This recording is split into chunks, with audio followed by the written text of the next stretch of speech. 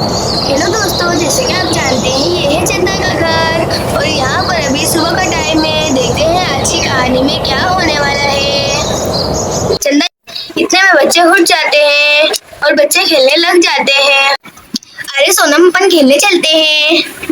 हाँ चिंकी, चलो चलते हैं।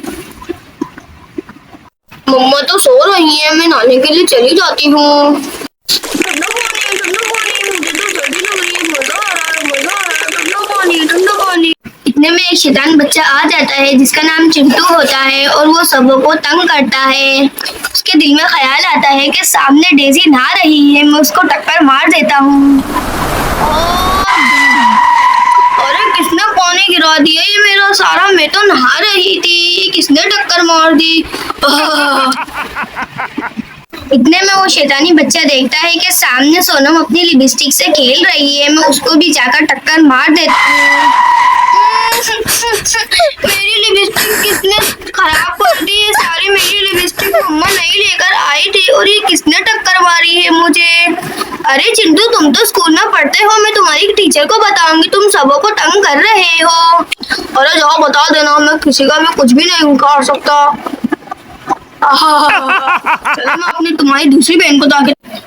और इतने में वो देखता है कि सामने चिंकी अपनी गाड़ी से खेल रही है, मैं उसको भी जाकर टक्कर मार देता हूँ। अरे चिंटू, ऐसे नहीं करते हैं, मैं अपनी गाड़ी से खेल रही थी, अगर मेरे लग जाती तो। और मैं तुम्हारी स्कूल में टीचर को बताऊंगी, तुम सबों को तंग कर रहे हो। हाँ जाओ बता देना, मैं तो किसी से भी नहीं डरता।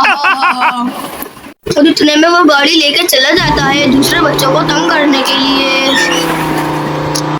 एकदम बच्चे में इसको शिकायत लगाने लग जाते हैं। इतने में सोनम बोलती है, मिस इन्होंने हमारी कल लिपस्टिक से हम खेल रहे थे, उन्होंने हमारी सारी लिपस्टिक खराब कर दी चिंटू ने।